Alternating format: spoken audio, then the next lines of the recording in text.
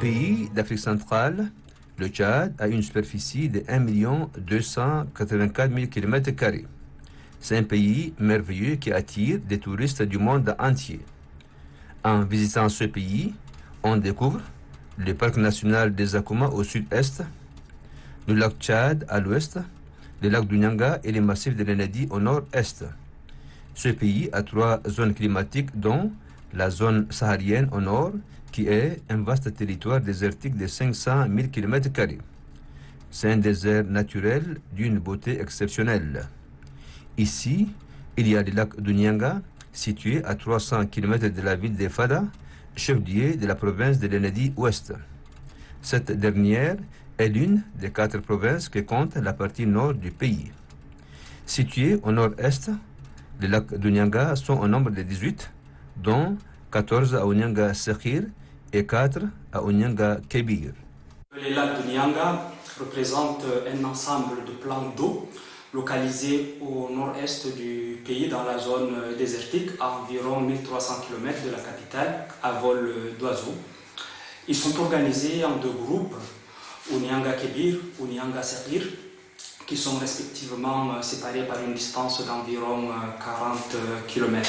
Les lacs ont été inscrits en 2012 au patrimoine mondial de l'UNESCO du fait de leur particularité qui est celle d'être des lacs dans une zone saharienne, mais également du fait qu'ils représentent une grande diversité à la fois en termes de forme, en termes de chimisme et en termes aussi de la couleur de l'eau qui varie d'un bleu à un vert prononcé. Au niveau de l'image satellite, on observe plein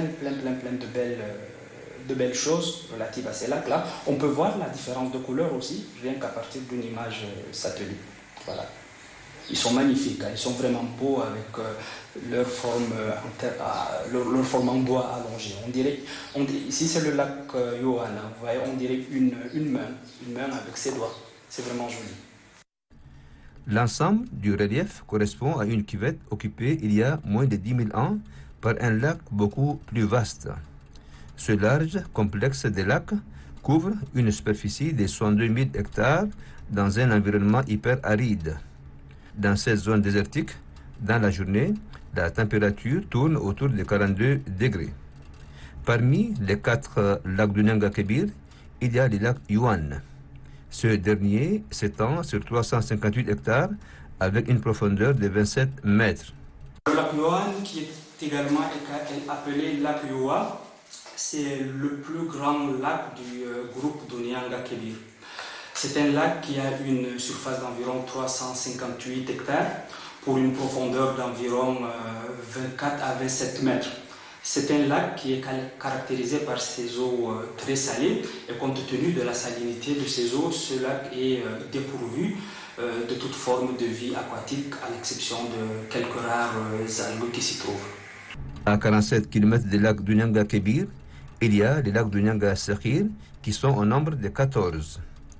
Avec 436 hectares, le lac Teli est le plus vaste de ce groupe, mais sa profondeur ne dépasse pas 10 mètres.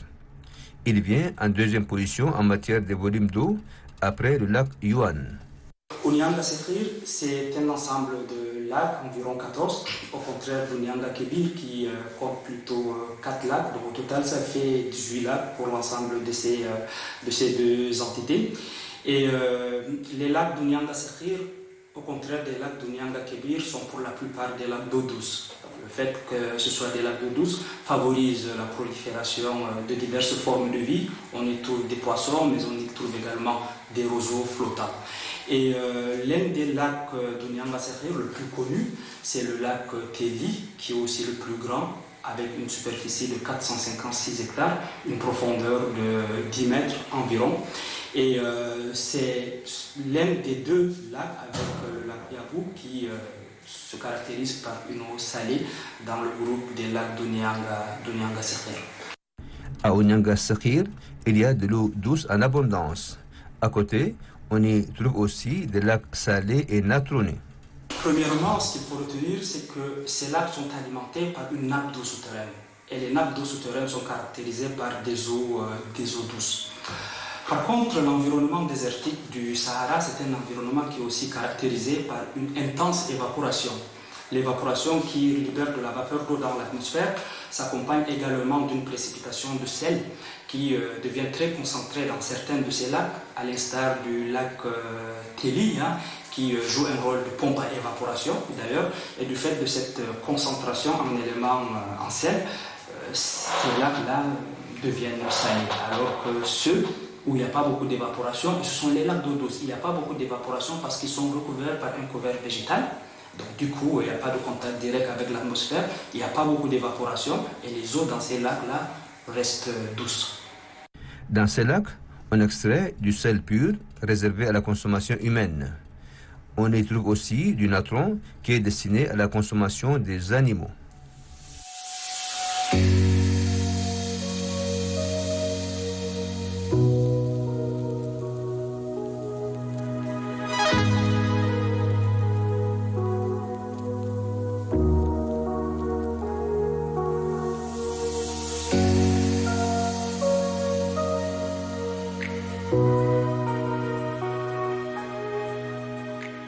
Depuis des décennies, la quantité d'eau des lacs n'a pas connu une baisse, car ces lacs sont alimentés par des eaux souterraines. Ça, c'est la magie du système de lacs de Nyanga, qui ne sont pas connectés à des réseaux hydrographiques, comme la plupart des lacs. Ce sont des lacs isolés totalement de tout circuit hydrographique et qui sont alimentés par des eaux souterraines appartenant au système aquifère des grès de Nubie. Ils sont à la marge sud du système aquifère des grès de Nubie qui s'étend au-delà de la frontière tchadienne dans des pays tels que la Libye, le Soudan et plus loin l'Égypte. L'eau des lacs du Nyanga a des vertus thérapeutiques selon les croyances locales. C'est pour cette raison que beaucoup de gens viennent se baigner dans la partie salée ou natronnée du lac.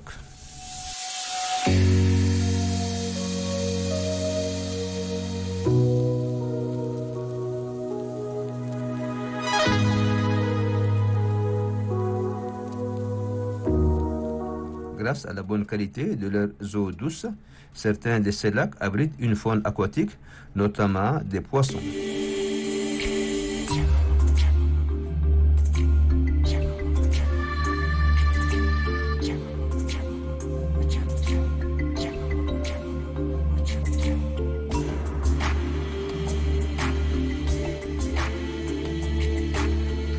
La faune qu'on rencontre au niveau du lac Unyanga Serir, au contraire de Unyanga Kebir, la présence de cette faune s'explique tout simplement par le fait que dans les lacs d'Unyanga Kebir, nous avons affaire à des eaux très salées, hyper salines même, qui ne sont pas propices au développement de toute forme de vie, alors que dans les lacs d'Unyanga Serir, nous avons un ensemble de lacs qui sont caractérisés par la présence d'eau douce où la vie peut se développer. Il faut aussi signaler que la vie, la faune notamment qui se développe dans ces lacs-là, est une faune que je qualifierais de relique dans la mesure où c'est une faune qui a été mise en place il y a environ 10 000 ans dans le passé, à un moment où les lacs d'Unyanga étaient connectés à ce qu'on appelle le mégalactite. Et suite au retrait de ce mégalactite, il y a une partie de cette faune qui a été piégée dans ces petits lacs d'eau douce.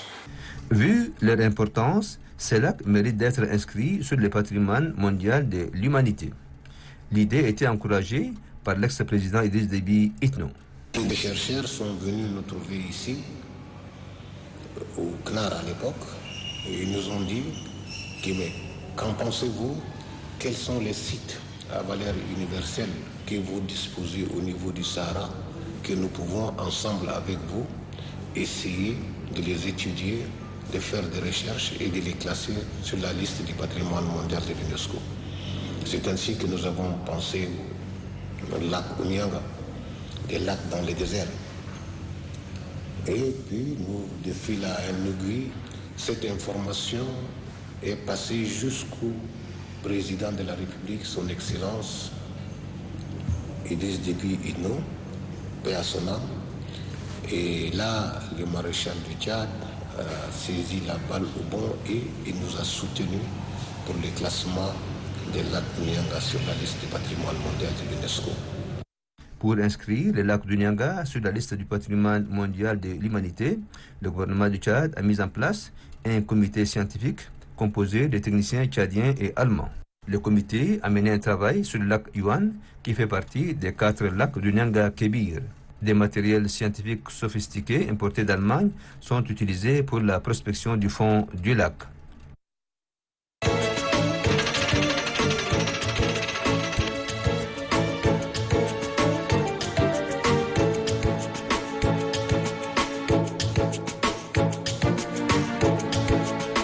Un carottage de 16 mètres a été prélevé et transporté en avion vers l'Allemagne. Il a été traité avec beaucoup de précision à l'université de Cologne. C'était en présence du Dr Baba Malai, président du comité scientifique tchado-allemand. Je dirais que sans ces études, nous ne pouvons pas inscrire les 2 sites culturels et naturels du Tchad sur la liste du patrimoine mondial de l'UNESCO. Pour inscrire un site sur la liste du patrimoine mondial de l'UNESCO, il faut absolument prouver la valeur universelle et exceptionnelle de ces sites. Et là, il n'y a que la science, aujourd'hui, qui pourra dire que ces sites sont différents des autres sites. Nous allons comprendre le climat, comment il a changé il y a de cela 10 000, 11 000 ans. C'est pas rien, c'est très important. Et nous allons comprendre quand les lacs ont été formés, c'est aussi important. Et les risques peut-être de disparition de ces lacs, comment s'y prendre pour préserver et conserver ces lacs. Donc je crois très sincèrement que ces études devraient être menées pour que, comme le soutien que nous avons au plus haut niveau par les plus hautes autorités du pays, ce dossier d'inscription de ces sites sur la liste du patrimoine mondial aboutisse. Les analyses scientifiques nous informent sur les lacs et les changements qu'ils ont connus durant les siècles passés. Le lac lui-même fait 27 mètres. C'est du fond de ces 27 mètres que nous avons prélevé les carottes de 16 mètres. Et ces carottes ont été soumises à des analyses biologiques, géologiques, isotopiques, minéralogiques et même granulométriques. Et avec ces informations, nous avons obtenu une archive paléoclimatologique et paléo-environnementale pratiquement unique qui nous a permis, avec des modélisations mathématiques, de comprendre comment le climat, donc l'environnement, pourra changer au niveau de la région et voir un peu plus loin même, au niveau mondial. Ça, c'est ce qu'on appelle la valeur universelle exceptionnelle des lacs Nyanga qui ont été mis en évidence par rapport à ces recherches scientifiques menées sur ces sites.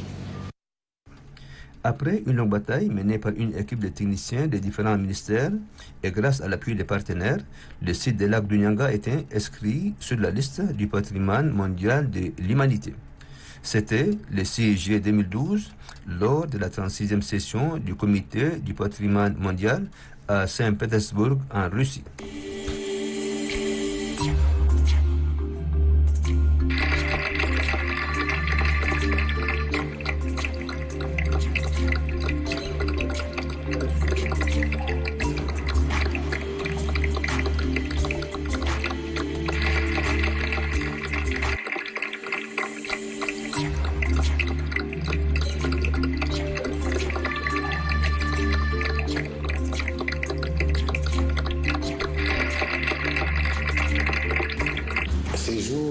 C'était Khayar Omar Defarla qui était le ministre de la Culture.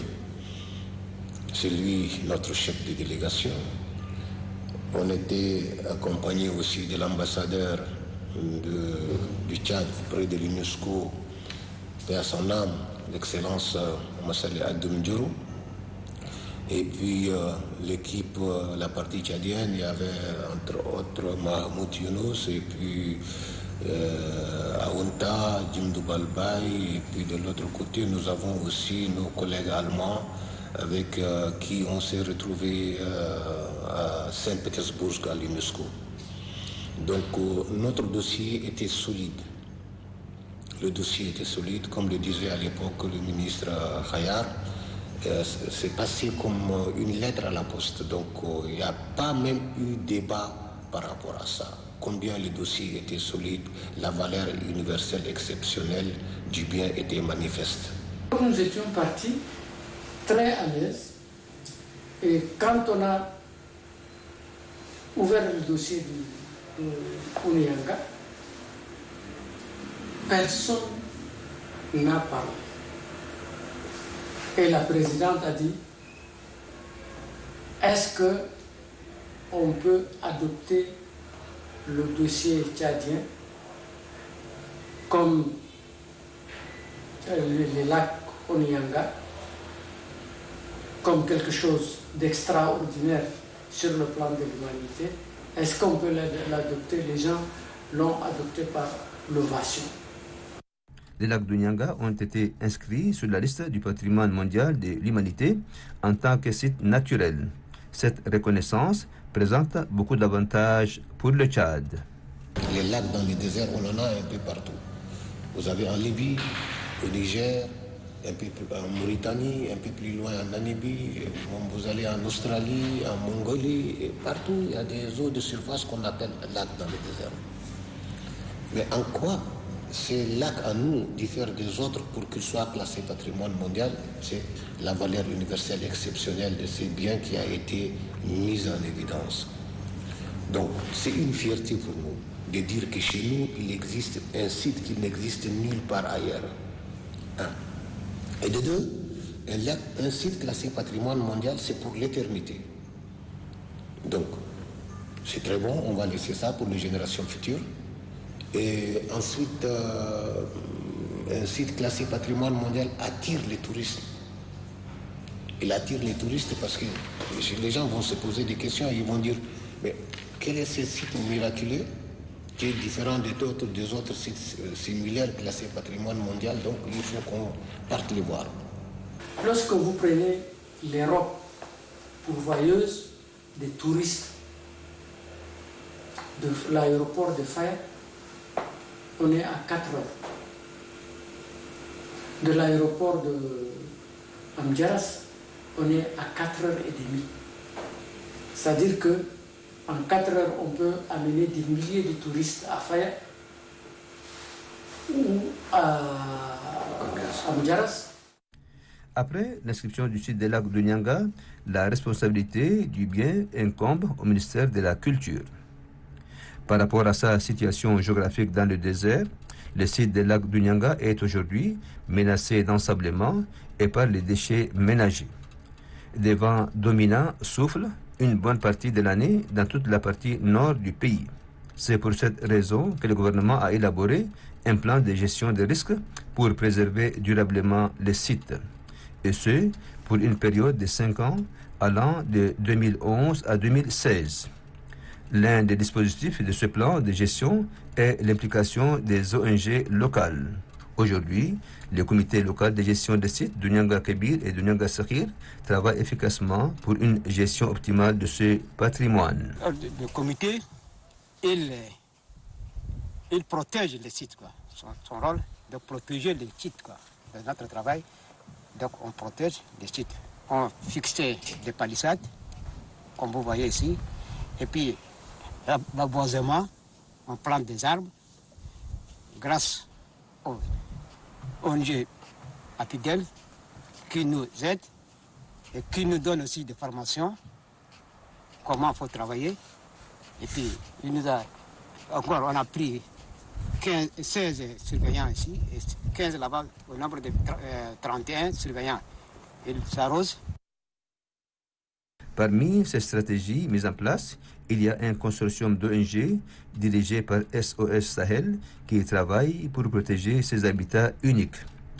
L'une de ces ONG est l'Association pour la promotion des initiatives de développement local APIDEL.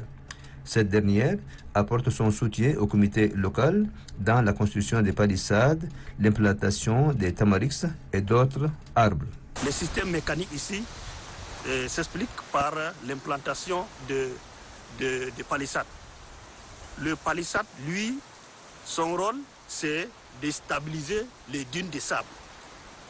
Tandis que le rôle biologique prend relais après l'élimination des palissades, c'est-à-dire le mécanique, quand il n'est pas durable. Tandis que le rôle biologique de tamarix maintenant, le tamarix, lui, il évolue quand le sable augmente et la plante qui est l'espèce tamarix grandit au fur et à mesure que les sables augmentent. Donc ça va être stable, finalement, il n'y aura plus maintenant le mouvement de sable. Les dunes seraient maintenant stabilisées. Voilà un exemple comment le tamarix laisse le liquide et qui coagule le sable. Ça le transforme comme un motte qui ne laisse pas partir. Aux abords de ces lacs, il y a des producteurs privés qui exploitent des petits terrains pour faire des maraîchages. Ils alimentent les villes de Nyanga Kebir et de Nyanga Sakhir en fruits et légumes. Cette initiative a permis de stabiliser le sol et empêcher les dunes de sable d'avancer vers les lacs.